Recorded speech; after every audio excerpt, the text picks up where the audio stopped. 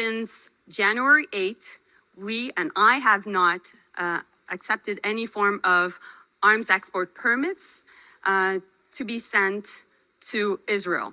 Last week, the Canadian government suspended 30 arms exports to Israel. Additionally, the federal government will block a contract with Washington that permits the U.S. to send Quebec-made ammunition to Israel.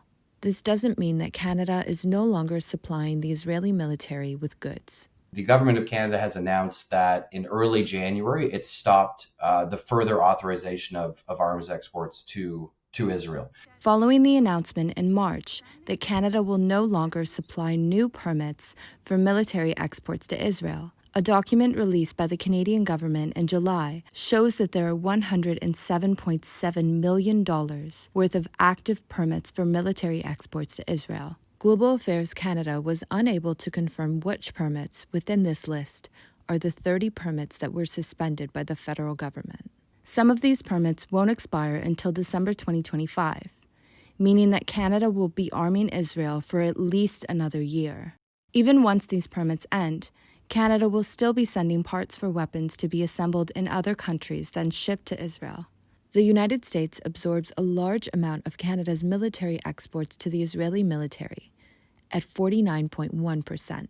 This is made possible through a special U.S.-Canada trade relationship. No export permits are required for the transfer of the vast majority of military goods to the United States. It wouldn't really matter how bad the situation got in Palestine. They're just not regulated transfers. So we would assume that they would keep going despite the situation. Canadians across the country have been denouncing Israel's violence and Canada's involvement for the last 11 months. Activists have been applying pressure on politicians, protesting outside of arms companies, forming encampments, and more. For 11 months now, Israel has been carrying out their bombardment of Gaza, a campaign that Israeli politicians say is intended to eliminate Gaza's ruling party, Hamas. Yet Hamas ceases to be defeated, while more than 40,000 Palestinians have been killed. Frontline workers in Gaza are exceedingly being put at risk, with the death of more than 500 healthcare workers and more than 100 journalists. The Nakba of the Palestinian people is an ongoing event. You also see it in the continuous human rights violations that are seen all across Palestine, whether it is in the 1948 territories, West Bank or Gaza. So definitely in the West Bank there you can see the Nakba traces are very eminent there, and the ongoing Nakba is very much alive. At the same time, increased violence is taking place in the West Bank, where Hamas is not the ruling party. Recently, Israel has begun carrying out the largest ground raids and land seizures in the last 20 years. Why have we seen such little change in Canada's government policies towards Israel? I don't understand why Western governments refuse to stop their support for Israel. It's because they realize that if they lose that instrument of domination in the Middle East, their control over the region may come to an end, and with it, Western hegemony.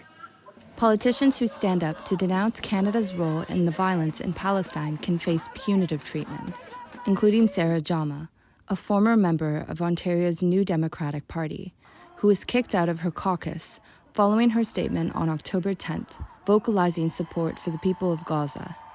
Some, including the Premier of Ontario, Doug Ford, made allegations of anti-Semitism against Jama.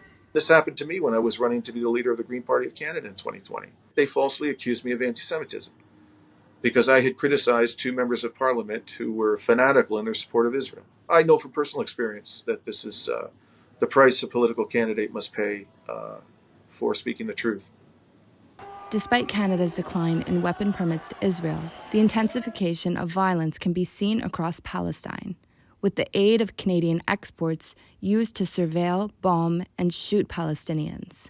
They come in with their weapons, with their army. They kick the Palestinians' family out. They do not give them time to take anything with them. Forcefully, with a gun to their heads, kick them out, and they take over our homes. And a lot of these people are actually coming from America, from Canada. They are recruited abroad and brought into Palestine to take over the housings and to continue the Zionist project. Not long after the raids in the West Bank began, Israeli Prime Minister Benjamin Netanyahu made a presentation showing a map of Israel that encompassed the West Bank as part of Israel and not part of Palestine. Since October, Israel has seized more Palestinian land than in the last 2 decades. 44 new settler outposts were established in the West Bank in 2023 and 2024, up from 8 in 2022. With Canada continuing to produce parts for weapons and aircrafts used in Gaza and the West Bank, as well as the Canadian government still promoting Israel's right to defend itself, some have still not lost hope that they can end Canada's ties to Israel. This year we see that it has taken its place as the top humanitarian issue around the planet. It is the closest we've ever been to a free Palestine in the last 76 years. We are today very close to liberation. As Israel's annexation of the West Bank and war on Gaza persists, Canada continues to arm Israel despite almost a year of public dissent.